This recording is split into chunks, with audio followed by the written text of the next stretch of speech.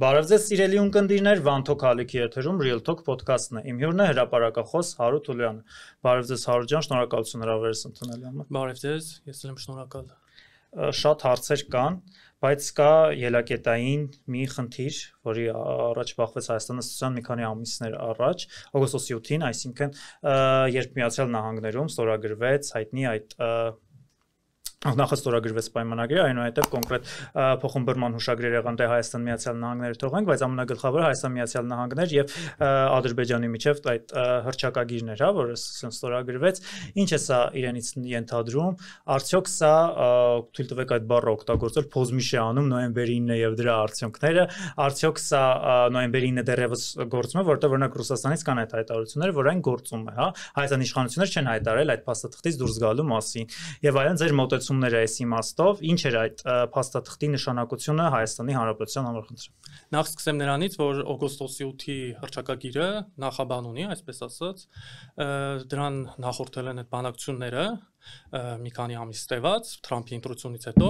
բայց ինձ ավելի շատ հետաքրքրում է այդ նոյեմբերի 9-ից հետո իրականացված այդ քաղաքականությունը։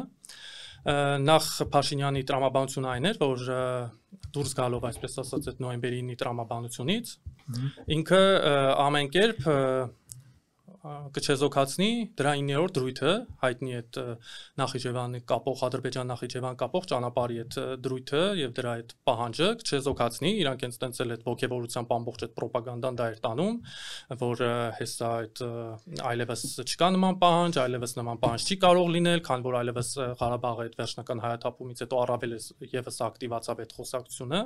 որ եթե Ղարաբաղ չկա, չի լինի եւ բան, բայց հերթական ֆիասկոյի առաջ կանգնեց Փաշինյանը եւ պարզվեց, որ այդ նոյեմբերի 9-ի դրույթը, նոյեմբերի 9-ի այդ մնացած դրույթները չկան, բայց կոնկրետ այդ 9-րդ դրույթը մնում է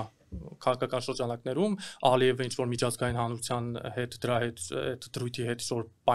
պայմանավորվածություններ ունենում, ինչ որ չգիտեմ այդ միջազգային կառույցների հետ նույնիսկ այդ հայտարարություններ են տարածում այդ իսլամական այդ 57 պետությունների որ աբսուրդ վիճակ էր ու Փաշինյանը որոշեց, որ ինչ որ ձև դա փորձի այդ պահանջը ինչ որ խաղաղության այդ տրամաբանության մեջ բանանել այդ փոխկապակցել ու դրա արդյունքը եղավ այդ օգոստոսի 8-ի հայտնի հռչակագիրը, որը ինչքան էլ Փաշինյանը փորձում է ներկայացնել որպես, չգիտեմ, շո խաղաղություն, աննախադեպ, ինչ որ, չգիտեմ, դարակազմիկ իր բառերն են այդ հռչակագիր ու բան ձեռքբերում, բայց նախ առաջինը այդտեղ Փաշինյանի ձեռքբերումը անձամբ թե Փաշինյանի թե ԿՊ-ի ընդհանրապես գոյություն չունի, երկրորդ այդտեղ չգիտեմ դա ինչով է երաշխավորում խաղաղությունը նախ առաջինը եւ երկրորդը ինչով է դա կներեք նոյեմբերի 9-ի հայտարարությունից առավել եթե նոյեմբերի 9-ի հայտարարությամբ կար Ղարաբաղը գոյություն ուներ դեռևս դրա այնտեղ այդ Նախիջևանի այդ կապը 9-րդ դրույթը փոխպայմանավորված էր իհարկե այդպես ուղղակի չէր փոխպայմանավորվում, բայց տրամաբանությունը ուշում էր որ փոխպայմանավորված էր Լաչինի միջանցքով, որը բառացի գրած էր Լաչինի միջանցք, իսկ այս դեպքում ուղղակի ճանապարհ, որը անխոչնդոտ ու սա ուզում եմ շեշտել, այստեղ ոչ թե խոսում էր անխոչնդոտ հաղորդակցության նոյեմբերի 9-ի մեջ, այլ անխոչնդոտ տեղաշարժի։ Կարծում եմ իհարկե այս բառերը կարան մեր խոսակցությունում որպես հոմանիշներ լինեն ու տարբերություն մենք չզգանք, բայց կարծում եմ դիվանագիտության մեջ դա շատ նշանակություն ունի դրանք ու շատ տարբեր են նրանց նշանակությունը։ Տեղաշարժը ինչ է, տեղաշարժը այսինքն գնում գալիս են զուտ դու ապահովում ես այդ հաղորդակցության անվտանգությունը զուտ տեղաշարժի։ Իսկ այս դեպքում օգոստոսի 8-ի հայտարարության մեջ խոսքը գնում է անխոչնդոտ հաղորդակցություն, որը Հայաստանը պետք է տրամադրի։ Բայց այդ կոմունիկացիաների մասին կետը կներեք ես էլ ասեմ, իսկ նոյեմբերի 9-ի մեջ խոսում էր նրա մասին, որ Հայաստանը պետք է զուտ անվտանգությունը երաշխավորի, ոչ թե տրամադրի այդ հաղորդակցությունը, այլ երաշխավորի դրա անվտանգությունը։ Կարծում եմ, չգիտեմ, հասկացողների համար դա շատ տարբերությունը ակնհայտ է։ Շնորհակալություն ինձ խոսքի իրավունք տրամադրելու համար։ Այդուհանդերձ ուզում եի ասել, որ Միացյալ Նահանգների նախագահը այնտեղ նշում է, որ witness-ն է, հա, վկան է այդ պայմանագրի, որ դուք ասում եք, արդյոք չկա։ Իհարկե դա երաշխավորություն չի, մենք դա էլ հասկանում ենք, բայց իր ասած հիշում եք Թրամփի խոսքերը, եթե ինչ-որ խնդիր կլինի, կարող են ցանկացած բանից զանգահարել եւ դա կարգավորվի Լաչինի միջանցքի շրջափակումից է խոսում, ես ուզում եմ հիշեցնել, որ Լաչինի միջանցքը այնուամենայնիվ այդ երկու կողմից ըստ էության շրջափակվեց, որոնք նոյեմբերի 9-ի համաձայնագրի մաս են։ Հիմա Հայաստանը պետք է նոյեմբերի 9-ի փաստաթուղթը բռնի, ասի մենք հավատարիմ ենք այս փաստաթղթին, որի ոչ մի կետ չեն հարգել, սկսած գերիների մինչև վերջա ազատ արձակումից, սկսած զորքերի մինչև այնտեղ որտեղ որ կանգնած էին պետք է կանգնեն, հիշում ենք Հայաստանը ինտենսիվորեն իրականացրեց դա, գերինտենսիվորեն նույնիսկ, բայց Ադրբեջանը եւ Ռուսաստանը ես բաժին պարտավորությունները չկատարեցին։ Հիմա ինչպես մենք պետք է վերադառնանք դրան։ Եկեք մի քիչ տարբերակ ենք մեր խոսակցությունը, այսինքն մենք խոսում ենք նոյեմբերի 9-ի դրությամբ նոյեմբերի 9-ի հայտարարության մասին, թե օգոստոսի 8-ի դրությամբ նոյեմբերի 9-ի հայտարարության մասին։ Մենք խոսում ենք նոյեմբերի 9-ի դրությամբ նոյեմբերի 9-ի հայտարարության։ Մենք խոսում ենք այսօրվա դրությամբ, այսօր ինչպես է։ Այսօրվա դրությամբ եթե խոսում ենք, ես ասում եմ, այնտեղ կան դրույթներ, կոնկրետ խոսում են այդ ճանապարհի տրամադրող ճանապարհի մասին, չէ՞, բոլոր այդ իրանց ռոպագանդան, այդ արևմտամետերը, բոլոր այդ Փաշինյան անձամբ խոսում է, որ դա առավելություն է նոյեմբերի 9-ի հայտնի դրույթի նկատմամբ։ Ես ասում եմ, տենց ոչ մի առավելություն գոյություն չունի։ Ոչ միայն այդ փաստագրված այդ դրույթների վերաբերյալ, այսինքն այդ տեքստային այդ դրույթների վերաբերյալ, այլև իրավիճակային, այսինքն եթե այնտեղ կար Լաչինի կապը, այդ էական չի Լաչինը հետագայում իջավ։ Ես ասում եմ կոնկրետ այդ դրույթում, այսինքն եթե մի տարի հետո ինչ որ այս օգոստոսի 8-ը ինչ-որ բան լինի, այսինքն չգիտեմ, շո խախտվի դրա բաները, ով է, չնայած այնտեղ խախտելու բաներ չկա, որտեղ այնտեղ կարծեմ 7 կետ է, 7-ից 7 կետից այն մնացած ինչ որ կենացներ է, ընդամենը 3-ն է ինչ որ քաղաքական նշանակություն ունեցող կետեր, այդ Մինսկի խումբը ցրում են, լուծարում են, չգիտեմ այդտեղ հայկական շահը որն է, երկրորդը որ Հայաստանը անխոչնդոտ ճանապարհ է տրամադրում, հաղորդակցություն է տրամադրում Ադրբեջանին, ու 4-րդ կետն էլ է, որ այդ հաղորդակցության անունը TRIP է։ Հա չգիտեմ, իրանք փորձում են այդ ինչ որ դրա նշանակություն տան, որ Ադրբեջանը դրա բան այդ հռչակագրով ճանաչում է Հայաստանի անկախությունը, ինքնիշխանությունը, իրավասությունները, չգիտեմ ինչերը, ասենք չգիտեմ, ասեմ շատ մեծ ձեռքբերում է, շատ շնորհակալություն, որ Փաշինյանին հաջողվել է մի հատ փաստաթուղթ բերել, որ մեր հարևան երկիրը ճանաչում է մեր բանը անկախությունը, շատ մեծ ձեռքբերում է, այսինքն չգիտեմ, այդ մի չնաշխարհիկ ձեռքբերում է նոյեմբերի 9-ի նկատմամբ։ Երբ որ նոյեմբերի 9-ի դրությամբ նման խնդիր ընդհանրապես չկար։ Հիմա լուծումը շատ լավ բանաձևում եք, սա, ես դժվար է իհարկե ձեզ հետ չհամաձայնել, որ միայն այսպես կենացների բարեցանկությունների մակարդակետ է, բայց մենք ուզում ենք հասկանալ գետնի վրա on the ground ինչ իրավիճակ ունենք մենք այսօր։ Պետք է վերադառնալ նոյեմբերի 9-ին, պետք է սրա մեջ մնալ, այ որն է ձեր տեսլականը vision-ը։ Խոսքը նոյեմբերի 9-ի օգոստոսի 8-ի համեմատության մեջ խոսքը նրա մասին չի, որ պետք է վերադառնալ նոյեմբերի 9-ին, թե չէ։ Նոյեմբերի 9-ի հայտարարությունը գոյություն չունի, եւ նրա դրույթները նույնպես շատ վաղուց, կան որ այնտեղ Ղարաբաղ գոյություն չունի այլևս, ուզենք թե չուզենք։ Այնտեղ որ բայց ասում եմ Ալիևի քաղաքական այդ հերատեսությունը ու իր իրականացրած այդ ամբողջ այդ քաղաքականությունը տարված էր նրան, որ ինքը դրա մեջից կարողացավ օգոստոսի 9-ը մնացած կետերը ամբողջը վերացրեց, լուծեց իր ձևով ու բանը նոյեմբերի 9-ը կարողացավ իրանց բառերով ասել, Նիկոլի բառերով ասել, արտապատվիրակել այս օգոստոսի 8-ի մեջ։ Այսինքն այդ դրույթը, ինչ որ իրանք շատ վաղուց ուզում էին հասնեին, այսինքն առանձնացրեց Ղարաբաղից, իմ ասած էդ է։ Ես շատ լավ հասկանում եմ, բայց լուծումը որն է, հիմա ինչ պետք է արվի Հայաստանի կողմից, մնալ այդ օգոստոսի 8-ի համատեքստը, ուզած պետք է մնալ, բայց ինչ պետք է անել։ Իսկ այդ դեպքում ինչ իմաստ ունեն այդ քննադատությունները, գուցե պետք է ավելի կառուցողական։ Խնդիրը քննադատությունը օգոստոսի 8-ի բուն հայտարարությունը չի քննադատությունը, քննադատությունը այն է, թե ինչպես է դա մատուցվում, ինչպես է դա կեղծվում, այսինքն այնտեղ գրած է Հայաստանը կստանա օգուտներ, փոխադարձ օգուտ, ինքը ներկայացնում է փոխադարձ առավելություններ։ Ու ընդհանրապես ասում է դա ինչ որ շահեկան, ես ասում եմ այնտեղ շահեկան Հայաստանի հանդեպ ոչ մի բան չկա, այսինքն դրա շահը, այնտեղ Հայաստանը դրանից առավելագույնը ինչ կարող է շահել, դա խաղաղությունն է, այն էլ ճակերտների մեջ խաղաղությունը։ Այսինքն այդ,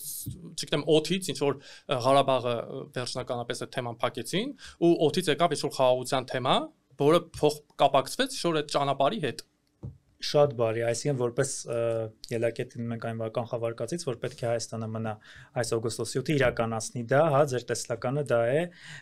փորձի վտանգները չեզոքացնել, բայց այս համաձայնագիրը որևէ կերպ չեղարկել, այսպես ասած cancel անել չի կարող։ Բնականաբար չես կարող չեղարկել, չեղարկելու մասին չի խոսքը, բայց այնտեղ ասում եմ կա տրամադրված ճանապարհ, որը առանձին դրույթով, առանձին նախադասությամբ սահմանվում է ու բանանում, փակագծերի մեջ վերցվում, այսինքն դրանից դուրս չես կարող գալ, այսինքն վերջնական մնացել է այդ, որ Հայաստանը պարտավորվել է Ադրբեջանի տա անխոչնդոտ հաղորդակցություն, որից Հայաստանը կարող է ստանալ փոխադարձ օգուտներ։ Դե ասում են այդ անխոչնդոտը ոչ արհեստական խոչնդոտներն է վերաբերում, այսինքն դա չի նշանակում, որ մաքսային եւ սահմանային հստակություններ չեն իրականացվելու։ Ում կողմից են իրականացվելու։ Հայաստանի այդ կոնսորցիումն է ստեյության։ Ես գիտեք ոչի չի հրապարակվել, որ մենք կարողանանք խոսել այդ իմաստով։ Եթե ոչ մի բան չի հրապարակվել, իրանք մեկնաբանում են, չէ՞։ Այո։ Իրանք մեկնաբանում են։ Եթե ոչ մի բան չի մեկնել, ես էլ իմ կողմից եմ մեկնաբանում, ես չեմ հավատում իրանց, ասում եմ, երբ որ հրապարակվել այն շուտ փաստաթուղթ ու ակնհայտորեն կեղծ է ներկայացվում, բառացի ոչ միայն մեկնաբանությունն է կեղծ, այլ ասում եմ կոնկրետ բառ, կոնկրետ այդ ինչ են ասում, այդ բառակապակցությունն ու բանը, որ կեղծում են իրանք, ասենք ո՞նց կարաս դու դրան հավատաս։ Շատ բարի, մենք Ռուսաստանի կողմից եղավ արձագանք, Մարիա Զախարովան արձագանքեց այդ օգոստոսի 8-ի հայտարարությանը եւ ասաց, որ երեք դրույթ պետք է ըստեյության նկատի առնել, այն իմաստով, որ Հայաստանը այնուամենայնիվ ատոմամաքսային գոտի է եւ գիտենք, որ դա մտնելու է դա հաշվի առնելու հարավկովկասյան երկաթուղիները գիտենք, որ պատկանում են, այսպես ասած, Ռուսաստանի կոնցեսիոն կառավարմանը հանձնված մինչեւ 2038 թվականը դա Ռոբերտ Քոչյանի թեթև ձեռքով եւ անմխիթար միջակում են գտնվում, հա, այդ գնացների մասին չեմ ուզում խոսել այստեղ եւ սա իհարկե երկրորդ թիվ եւ երրորդն էլ իհարկե նշեց սահմանների վերահսկողությունը, որովհետեւ այդ ճանապարհը գիտեք նախատեսվում է որ պետք է անցնի Մեղրիով, այսինքն Արաքսի ափին զուգահեռ այնտեղ տեղեր կան, որ 2-3 մետր են բաժանում, այսինքն ռուսական ներկայությունը հաշվի առնել չեն կարող։ Fox News-ում հետաքրքիր էր Փաշինյանը խոսում էր, որ Ռուսաստանը կարող է օգտվել սրանից, Իրանը հիշում եք իր հարցազրույցը, արդյոք սա է այդ պատճառը, որ Ռուսաստանի կողմից սա այդպես սուր արձագանքի չարժանացավ, որը ըստ էության նոյեմբերի 9-ի 9-րդ դրույթի դեմ էր, որտեղ այնտեղ ռուսական FSB-ի մասին էր խոսում։ Ոչ միայն Ռուսաստանը, այլև Իրանը եւ մնացած պետությունները, Վրաստանն էլ եւ մնացած պետությունները դրան հանգիստ արձագանքելուց բացի այլ ձև չունեն։ Այսինքն դա Հայաստանի սուվերեն խնդիրն է։ Եթե ինքը պայմանավորվել է այդ ճանապարհներից որ մեկին տրամադրի, այդտեղ ոչ մի երրորդ երկիր ուզում է Ռուսաստանը։ Բայց կա նոյեմբերի 9-ը, որը կարծես թե հակասում է դրան, չէ՞։ Նոյեմբերի 9-ը հակասում է դրան, բայց նոյեմբերի 9-ը ասացի գոյություն չունի։ Դա Ռուսաստանի համար էլ գոյություն չունի։ Բնականաբար, հա, իրանք կարող է վերջերս հիշել են որ գործում է։ Դա նոյեմբերի 9-ը դա Ռուսաստանի շահերը ներառող, որոշակի առումով Ռուսաստանի շահերը ներառող փաստաթուղթ է։ Այսինքն բնականաբար ինչքան էլ գնա Ռուսաստանը իր շահերը փորձելու է սպասարկի։ Շատ բարի։ Ու առավել եւս եթե դա դե յուրե չի չեղարկված։ Մեր հաջորդ հարցը ինչպես եք վերաբերում, այսպես ասած, փորձագետների այն տեսակետներին, որ այսպիսի ակտիվ քաղաքականություն, ինչպիսին այս իշխանությունների կողմից են վարում այսպիսի ֆայլոն դիվանագիտություն, որևէ իշխանությունների կողմից չեն տեսել, հիացած են ուղղակի մարդիկ տարիներ շարունակ աշխատել են որպես դիվանագիտական ծառայություններ, հա, տարբեր երկրներում աշխատել են եւ իրենք շոկի մեջ են, որ այսպիսի ակտիվ դիվանագիտություն հնարավոր է բանեցնել։ Արդյոք կիսում եք այդ տեսակետը, թե սկեպտիկորեն եք վերաբերվում։ Ձեր ժպիտները ամեն ինչ ասում են, կարծում եմ, բայց ես ոչ թե սկեպտիկորեն դրա արդյունքը ո՞րն է։ Օգոստոսի 8 ունենք Հնդկաստանի հետ ռազմական համագործակցություն։ Անընդհատ խոսալով այդ օգոստոսի 8-ի ճանաչեց Սաուդյան Արաբիան։ Ինչի արդյունքում Ղարաբաղից հրաժարվելու, ընդհանրապես Ղարաբաղի թեման փակելու արդյունքում շատ մեն թոք էր մեր վզից, չեք տեսնում ինչ էին ասում։ Դե կներեք հիմա ինչ ուզում ասում է բնականաբար տենց ասելու։ Ասում էդ էլ մի այլ թեմա է, այսինքն եթե խոսում ենք այն մասին, որ թոք էր, ուրեմն Նիկոլի ընդհանրապես ասենք Ռուսաստանի պատասխանատվության թեման ընդհանրապես գոյություն չունի։ Եթե թոք էր ու Փաշինյանը իրականացրել ոնց որ օգոստոսի 23-ի իր շնորհավորական ուղերձում ասաց, որ դա թոք էր ու ես ամեն ինչ արել եմ իշխանության գալուց, որ այդ թոքից ազատվեմ, դա խոսում է Ռուսաստանի պատասխանատվություն։ Այսինքն ինքը եկել է։ Ռուսաստանի սկզբանե է գցել այդ թոքը, այդ են ուզում ասել, էլի։ Ռուսաստանը գցել է թոքը, բայց Ղարաբաղը կար 12000 քառակուսի կիլոմետր։ Կար բանակցային պլան, որը Մինսկի խումբները առաջարկում ոչ թե Ռուսաստանը։ Այդ ինքն է խոստովանել, ես չեմ ասում։ Ինքը պատերազմից հետո հոդված է գրել ու գրել է, որ այդ առաջարկը իրեն առաջարկված այդ 2019 թվականին իրեն ներկայացված առաջարկը ոչ թե եղել է Ռուսաստանի պլանը, այլ եղել է երանախագահության պլանը։ Այսինքն եթե ինքը այդ ամբողջը մերժել է, իրականացրել է այդ, չգիտեմ, այդ պատերազմը արդեն, չգիտեմ, ըստ եթե դիտարկենք իր օգոստոսի 23-ի տրամաբանության մեջ, այսինքն այդ պատերազմը ինքը միտումնավորել, պարտվել է։ Ես այդ կարծիքին չեմ, բայց ըստ իր տրամաբանության դա է։ 2020 Ղարաբաղն էլ հայաթափումն էլ էլի իր քաղաքականությունն է արել, որ Ղարաբաղից վերջնական ազատվի։ Դրա մասին ինչ են խոսում։ 2020 թվականի ապրիլին նույն այդ փուլային տարբերակի մասին եք խոսում, հիշում եք, որ Լավրովը հայտարարեց, որ 1 տարի է արդեն սեղանին դրված է փուլային տարբերակի։ Ես ուզում եմ հասկանամ ինչպես է մերժել Փաշինյանը, եթե 1 տարի սեղանին դրված է։ Եթե հա 2020 թվականի ապրիլին Լավրովի հայտարարությունը Ռուսաստանի արտգործ նախարարի։ Ուզում եմ հասկանալ 19-ին արդեն մերժել էր Փաշինյանը եւ իրենք այդպես նույն պլանը շարունակում են։ Բնականաբար մոդիֆիկացիաներ չեն ունեցել։ Կարող է ինչ-որ դրույթները ինչ-որ փոխվել է, կարող է ինչ-որ բառեր փոխվել է, բայց այդ պլանը մինչև պատերազմի ավարտն էլ, այդ հոկտեմբերի կեսերն էլ այդ պլանը եղել է։ Դրա մասին բացի այդ խոսելա թե Լավրովը էլի առաջարկա, երբ որ այդ Պապովի բաները հիշում ենք։ Պապովի առաջարկ Պապովը 19-ի մասին էր խոսում։ 10-ի մասն է խոսում, ասում եմ, այդ առաջարկը տարբեր բնականաբար պատերազմի ընթացքում ավելի վատ բաներով, արդյունքներով, բայց այդ պլանը եղել է։ Մինչև Շուշի գրավ, մինչև հաստատ հոկտեմբերի կեսերը այդ պլանը եղել է։ Այդ հոկտեմբերի կեսերին հենց իրանք էլի հայտարարում են մենք ընտրությունն ենք կամ ընդունել Ալեն Սիմոնյանն էլ իրանց այդ ամբողջ բանը հոկտեմբերի կեսերին ազատության հարցազրույցում մնացած այդ հարցազրույցում ասում մենք հիմա հենց հիմա օգոստոս պատերազմի կեսն էր հոկտեմբերի 16-ին կարծեմ օրն էլ կարամ ասում մենք ընտրությունն ենք կամ ընդունել Լավրովին պլանը որը հենց հիմա էլ մեզ առաջարկվում է կամ շարունակել ու բեկել այս պատերազմի արդյունքը դա է եղել իրանց պլանը իրանք էլ մերժել են շարունակաբար մինչև առնակամ չեն եղել Շուշիի մատույցներում այսօր ուզում եմ փոքրել զրուցել Ալիևի այսպես ասած սաստկացրած ռետորաբանության մասին, որովհետև տպավորություն է, որ այսքան զիջումների գնով կարծեք թե պետք է թույլատներ, հա, Ալիևի ռետորաբանությունը։ Ես հիշում եմ նաև առաջին նախագահի մեկ հարցազրույց, որ ասաց, որ հիշում եք Հեյդար Ալիևի ժամանակ, որ դեռ այդ գերիներին ուղարկել է եւ դա այդպես ժեստով, հա, այդ ժեստը ցույց է տվել Լեոնովը հետ է ուղարկել այդ գերիներին։ Ուզում եմ հասկանամ հիմա որն է խնդիրը, որ նախ այդ մեծահոգությունը չունի Ալիևը, թե ոչ, ինչով է դա պայմանավորված եւ պատճառաբանությունը, հա, ասես, եւ երկրորդի արդյոք սրա հետևում կան ինչ որ աշխարհակաղակական հովանավորներ, այսպես ասած Ալիևի սաստկացրած ռետորիկայի։ Ոնց կարա Ալիևը մեծահոգությունն է, երբ որ դիմացը կանգնած է ինչ որ անձնավորություն, որը դարել է դե ֆակտո իր փաստաբանը, մամլոխոսնակը, չգիտեմ ով, ինչ ասում է, ինչ հայտարարություն անում է, ինքը ստեղ դա մեկնաբանում է իրանց ներքին խնդիրն է, մեր հետ կապ չունի, նորմալ է, խաղաղությունը, չգիտեմ ինչ, մի հատ է խորհրդատալի դուրս չգաք այդ խաղաղության տրամաբանություն, այսինքն ինքը խորհրդատալի Ալիևին, թե Ալիևին ինչ քաղաքականություն իրականացնի։ Չգիտեմ, այդ իսկ այդ Ալիևի այդ ձեր ասած այդ հայտարարությունների այդ տրամաբանությունը գալիս է, որտեղ ինքը ունի պահանջներ դերևս Հայաստանից, այդ թե անկլավները վերադարձնելը, թե 300,000 փախստականների վերադարձնալու, ես դեռ նաև ուզում եմ ասեմ, ոչ մի Արցվաշենը մենք չենք ստանալու։ Նախ էլ եմ ասում, ով է գնալու Արցվաշենը ապրելու։ Ինքը Արցվաշենը ստանալու է տրամաբանությունը, չի խոսում թե ինքը ինչա հանձնելու դրա դիմաց։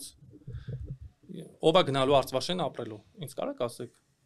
Որ մի նախքին Արցվաշենում բնակվողը գնալու Արցվաշենում ապրի կամ ինչ-որ մեկը։ Ոնց է այդ կապը իրականացվելու Արցվաշենի հետ։ Եվ դուք վստահ եք, որ Ադրբեջանը չի տալու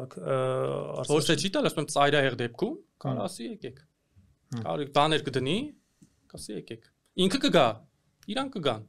Ուզում եմ ընդամենը Սերժ Սարգսյանի պատասխան Փաշինյանի հայտարարությունը ձեզ հիշեցնել, որ նա արեց ընդամենը, այսինքն հայտը ստատուս էր, հա, որ նա գրել էր, ասում էր ամբողջ հոպը մետալալոմ է եղել, մեզ որևէ բան չէին տալիս եւ հիշում եք այդ մասին իր խոսքերն էլ, այսինքն ասում է, որ մոդեռնիզացիայի խնդիր են տալիս, բայց էլի ոչ մի ձև չեն այդ դուք որ ասում եք թոք էր Ղարաբաղը, գուցե այս դրանից է ինքը համոզում նման համոզման եկել, որ իրականում իսկապես պարան է եղել, հա, Հայաստանի գլխից կախված, որ ասում մնացածներն էլ պատճառաբանում էին հապկը եւ էլի չէին։ Ինքը չի ասում ես դրանից հետո Ինքը ասում է օգոստոսի 23-ի հայտարարությունում, ինքը ասում է ես եկել եմ իշխանության ու հասկացել եմ, որ Ղարաբաղը թոք է, որ Ղարաբաղը պետք է ազատվենք, որպեսզի խաղաղություն կնքենք Ադրբեջանի հետ ու երկխոսություն Թուրքիայի։ Ինքը չի ասում ես պատերազմից հետո եմ հասկացել։ Ինքը ասում է ես պատերազմ եկել եմ իշխանության ու դա արդեն գիտակցել եմ այդ։ Այսինքն այդ իր ասածը հակասում է իր բոլոր մնացած հայտարարություններին, այլ որևէ նշանակություն չի իր հայտարարությունները, մետալալոմ էր, ինչ էր, այդ կապ չունի արդեն։ Ինքը եկել է, ինքն է հայտարարում, ես չեմ հայտարարում, գնացեք կարդացեք օգոստոսի 23-ի սույն թվականի Նիկոլ Փաշինյանի, այսպես ասած, շնորհավորական ուղերձը անկախության հռչակագրի ընդունման արդիվ։ Բառացի ասում է հետեւյալը. Ղարաբաղը պետք է ազատվենք, որ Ադրբեջանի հետ խաղաղություն ունենանք եւ Թուրքիայի հետ երկխոսություն։ Բառացի ասում այն մնացածը որևէ նշանակություն չունի այլևս։ Հայաստանում այսօր ժողովրդավարությունն է։ Ժողովրդավարություն։ Նայած որ առումով ժողովրդավարություն, որ այն առումով որ քաղաքական ուժեր կան, չգիտեմ, ազատ խոսք կա, կարող են նստել sense խոսել, հա, բայց դա ինչ որ ոնց հասկացանք սահման ունի, այսինքն մենք չենք կարող ասել, որ մենք իշխանությունների դեմ կարող ենք մեր ձևով պայքարել։ Չեք ասի նման բան։ Ես կասեմ, բայց փաստորեն ինչ որ դա դարել է բան։ Ասում եմ Նիկոլ Փաշինյանը հիմա եթե դա իր աջակիցներն ու արմատամետ պրոպագանդիստները համարում են ինչ որ հանցագործություն, ինչ որ բան հեղաշրջման կոչ, չգիտեմ ինչ, թող գնան կարդան Փաշինյանը 2000, չգիտեմ 6-ից 7-ից մինչև 2018-ը ինչեր է հայտարարել։ Թող գնան կարդան ինչեր է հայտարարել, ինչեր է լսեն կամ չգիտեմ կարդան ինչ էր հայտարարել։ Այսինքն իր հայտարարությունները ու այդ հայտարարությունները կամ եկեղեցականների հայտարարությունները մարդը բառացի մարտի 1-ին այդ ընթացքում ասում էր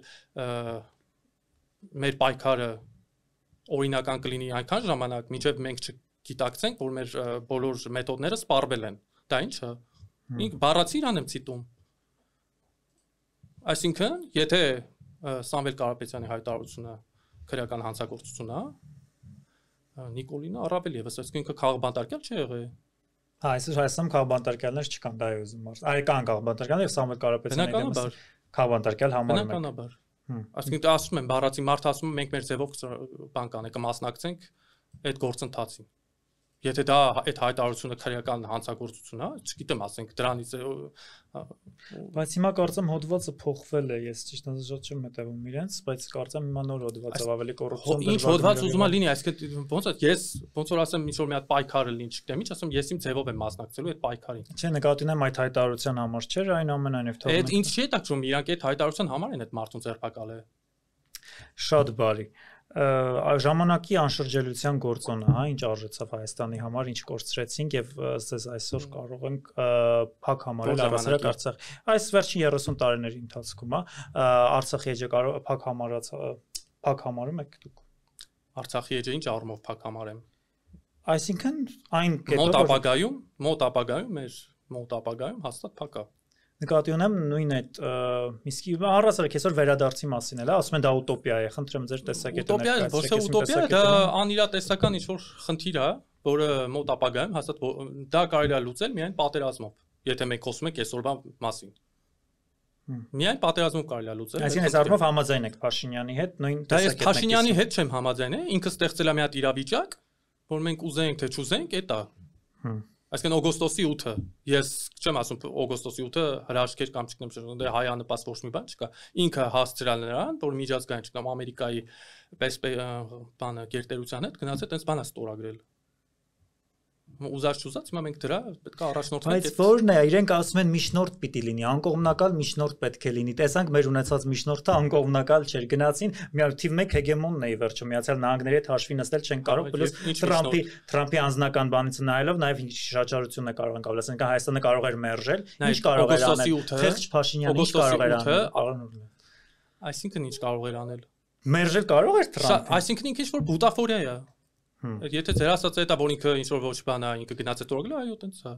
Դե շատերն ասեն նոյեմբերին էր բուտաֆորիա։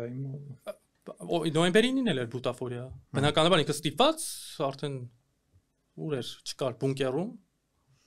Նույնն էլ օգոստոսի 8-ին։ Իրան ինչ որ մի հատ փրկողակներ է պետք, ինքը շատ լավ հասկանում է, որ հասարակական լայն աջակցություն այլևս չունի։ Ինքը շատ լավ հասկանում է Թուրքիայից ու Ադրբեջանից եկող սպառնալիքները։ Ինքը ոչ թե հասկանում է, որ քաղաքական վերլուծություն ունի, այլ բնազորեն է հասկանում։ Շատ լավ տեսնելով այդ իրավիճակը, ինքը փորձում է ինչ որ փրկողակներ, ինչ որ ժամանակ ձգելու համար, ինչ որ բաներ, հարցեր լուծել։ Փրկողակ իր իշխանության համար։ Առաջնայինը բնականաբար։ Բնականաբար, որտեղ ես չեմ պատկերացնում նոյեմբերի 9-ը ստորագրած մարդը, Ղարաբաղը հայաթափած մարդը, ոնց կարող է խոսի ինչ որ իշխանություն մնալու ցանկության մասին։ Ղարաբաղը հայաթափել է Նիկոլ Փաշինյանը։ Բա ով է հայաթափել։ Ինչով է հայաթափել Նիկոլ Փաշինյանը։ Այսինքն չգիտեք էթնիկ զտումներն են, ինքն է արել էթնիկ զտումներ, թե շրջափակումն է։ Ինքը ամեն ինչ արել է, որ Ադրբեջանը դա իրականացնի, աչքա փակել ամեն ինչի վրա։ Ինքը էլի վերադառնամ օգոստոսի 23-ի իր հայտարարությանը, ինքն ասել Ղարաբաղը թոք էր ու պետք է ազատվենք դրանից։ Ինքն է 21 թվականի իր կառավարության հետ ծրագրում գրել, որ Հայաստան այնուամենայնիվ բառացի ասում եմ գրածա, որ Հայաստանն է Ղարաբաղի թիվ 1 անվտանգության երաշխավորը։ Ինչ արել դրան, ինչ արել։ 21-ում խոսում են, ինչ են կներեք էլի նոյեմբերի 9-ի հայտարարության այդ մոռացա ասեմ, այդ ճանապարհ որ տրամադրվում էր, այնտեղ գրածա Միջանցք նոյեմբերի 9-ով։ Հա։ Իսկ եթե գրածա FSB-ի վերահսկողություն այդ վերահսկողության պայմաններին ինքը չի ասում վերահսկողություն, ասում է տեղաշարժն են վերահսկելու։ Եվ դա նշանակում որ հայկական վերահսկողություն չի լինելու։ Ով է ստորագրել։ Նիկոլ Փաշինյանը եւ այսինքն ումից է ինքը բողոքում նախ մեկ, երկրորդ այնտեղ Միջանցք չկա, չէ՞ գրած։ Այդ Միջանցքը խոսում էր Ադրբեջանը։ Այո։ Զանգեզուրի միջանցք անվանումը։ Այո, եւ Ռուսաստանը ասում։ Ռուսաստանը միջանցք կանոն չի տվել։ Ռուսաստանը ընդամենը օրերս առաջ այո, Օվերչուկն էլ է ասել, Շոյգուն էլ ասաց, որ Զանգեզուրի միջանցքը կնպաստի այս տարածաշրջանի հաղորդակցի, մինչ այդ Պոսկովն է ասել, իրենք ասում են։ Ես ուրիշ բան, ասում եմ նոյեմբերի 9-ի հայտարարության մեջ Ռուսաստանը ասել է, որ մենք միջանցք ենք պահանջում Հայաստանից։ Տենց բան չի եղել, իրանք ասել են նոյեմբերի 9-ի հայտարարության 9-րդ կետը կատարեք, չէ՞։ Այդ միջանցք չի ինտեղ գրած, միջանցք մենակ Լաչինի մասին է խոսվում։ Մինչև այս trip-ն էլ լինում էր հայտարարություններ, որտեղ իրենք խոսում էին միջանցքի Զանգեզուրի միջանցքի։ Այդ Ադրբեջանի լեքսիկոնն է, իրանք այդ լեքսիկոնով է, չէ՞, մեկնաբանում դա։ Այդ մի րոպե այնտեղ գրված չէ։ Երկրորդն էլ է ամենը։ Տիգրան ջան, մի րոպե, այնտեղ գրված չէ,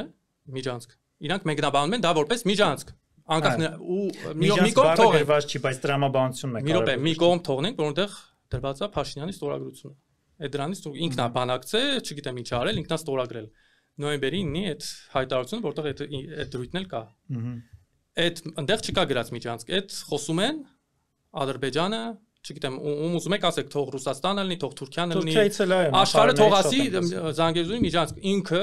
այսինքն ինքը գիտի, չէ՞, ինչա ստորագրել, ինքը ասում էր, մեզնից ուզում են միջանցք նոյեմբերի 9-ը վատնա, այնտեղ միջանցք կա, սա բոլոր արևմտամետերը խոսում են, որ պրծանք այդ նոյեմբերի 9-ից միջանցք են մեզ պահանջում։ Այսինքն հիմա օգոստոսի 8-ն է ստորագրել, այնտեղ էլ միջանցք չկա, չէ՞, բայց չնայած Թրամփը ասեց միջանցք իր հայտարարության մեջ։ Ասեց, չէ՞։ Ամբողջ խնդիրը շարունակում է Ադրբեջանը, էլի կոչում է միջանցք։ Բոլորը էլի կոչում են Զանգեզուրի միջանցք։ Էլի այդ բանը դուրս չի եկել, բայց դեպքում խի է ինքը արդարացնում։ Խի է ասում, որ այդ իրանց ներքին լսարանի համար է, այդ Հայաստանի թույն նոյեմբերի 9-ի մասն է տենց խոսար։ Շատ բարի, ուզում եմ գալ 2026 թվականի ընտրություններին, ընդամենը ամիսներ են մնացել, ընտրական գործընթացի վերաբերյալ ինչպեսի կանխատեսում բառը չեմ սիրում, քաղաքագիտության մեջ էլ դա շատ անշնորհակալ գործ առասարակ քաղաքականության մեջ կանխատեսումներ կատարել, այնուամենայնիվ կա այսպես ասած վերլուծություններ, հա, ինչպեսի վերլուծություններ ունեք մտնոլորտը կշիկանա, ինչպես եք տեսնում մոտավորապես ասում են, որ հիմնական ընդդիմադիր ուժը մեր ձևովն է լինելու, արդյոք դուք եք այս երկու ուժերի մեջ հիմնականում մրցակցությունը կանխատեսում կամ այդպես ենթադրում, որ այդպես է լինել։ Նախ կանխատեսումը անշնորհակալ գործ չի, առավել եւս քաղաքագիտության մեջ, քաղաքական մեջ, ուղղակի դրան հիմքեր է պետք կանխատեսումներ անել, ոչ թե որ երազներ գրել։ Դե այդ իմաստով է ասում ես կանխատեսում, հա։ Ինձ թվում է 26 թվականի ընտրություններին, ինչպես հիմա Փաշինյանը վստահաբար 51%, 50+% հաստատ չունի, շատ ավելի քիչ տոկոս ունի։ Ինքը հաստատ արդար ընտրությունների պայմաններում նա 100% չի կարող հաղթել։ Այն որ նրա դեմ ինչ որ ուժ չկա, որը 100% հաղթելու է նրան, այսինքն նույն կերպ հավաքելու է 50, դա էլ չկա։ Դրա համար իրանք շատ լավ գիտակցում են, որ հավանականություն կա, որ այնտեղ կարող են հայտնվել անդիմադիրներ, որոնք միասին կհավաքեն 50+% ու կիրականացվի իրենց ասած այդ Գյումրի 2-ը։ Իրանք շատ լավ իմանալով դրանից, իրանք ամեն ինչ անելու են, ապաթիա ստեղծելու, քաղաքական ուժերին հնարավորինս բանանելու, չեզոքայելու, մարգինալացնելու, դաշինքներ թույլ չտալու, ինչ որ խոշոր դաշինքներ դրա վրա են աշխատելու ու հակառակը ամեն կերպ փորձելու են այդ ակտիվ բայել արևմտամետ այդ բլոկները եւ փորձելու են Երևան 2 ստեղծեն իրենց համար ամեն կերպ առնվազն Երևան 2-ի պլանով են իրանք շարժվում։ Այդ արևմտամետ բլոկները, որոնց մատնանշում եք, բոլորը ըստեյության Նիկոլ Փաշինյանի շահերն են սպասարկում, այնտեղ չեք տեսնում մարդկանց անհատների խմբերի, որոնք իրոք այդ դավանանքի այդքան ժամանակ չունեմ իհարկե բոլորին հետևելու համար։ Պետանտիկ այդպես ժամանակ չունեմ իհարկե բոլորին հետևելու համար, այնտեղ հիմնականներին ինչքանով որ ժամանակ ունեմ եմ հետևում եմ, նրանք բոլորն էլ Փաշինյանից ավելի փաշինյանական են։ Նրանք եթե Փաշինյանը Ալիևի բանն է, փաստաբանն է, իրանք էլ Փաշինյանի փաստաբաններն են, սեփական բացարձակապես ոչ մի քաղաքականություն չունեն, իրանց այդ ինչում էլ քննադատում են, այդ ավելի շատ ոչ թե քննադատությունը, այլ ծաղր է, չգիտեմ, մնացած առումով իրանք ամբողջությամբ Փաշինյանի բառացիել ասում են ոչ ենք թողնելու, որ չգիտեմ ուրիշ այդ նախկինները կան, այսինքն իրանք բառացի ասում են Փաշինյանի։ Դե հիմա իրենք պատճառաբանում որ նախկինները ռուսական համատեքստում են եւ իրանք ինչ են։ Մի հատ ցույց տվեք ինձ, ցույց տվեք այդ իրանց ասած այդ նախկինների այդ ռուսական համայնք, ով որ բացահայտ խոսում է ինչ որ Ռուսաստանի կազմ մտնելու, Ռուսաստանի չգիտեմ ինչը դառնալու, իրանք հավանականության մասին են խոսում, որ չգիտեմ, ինչ անունը կարելի է ինչ-որ հարաբերությունները ավելի լավացնել, ինչ-որ խորացնել, չգիտեմ ինչ։ Իսկ իրանք ինչ են խոսում, ունեք բացահայտ ինչ են անում, արևմուտքի քաղաքականություն են իրականացնում, արևմուտքի քարոզությունը քաղաքականություն չէ, որովհետև ես չեմ համարում, որ իրենք արևմուտքն են ներկայացնում։ Դե հիմա հակառակողմն էլ ասում են ռուսական քարոզչությունն անում եւ դա այդ խարիսքներն են, Ես էլ ասում եմ հակարևմտյան կամ հակառուսական Ես չեմ տեսել, որ իրանց այդ մեղադրած կողմը ինչ որ արևմուտքի դեմ ինչ որ բան խոսա։ Ցույց տվեք ինձ ինչ որ մեկը, որ արևմուտքի դեմ ինչ որ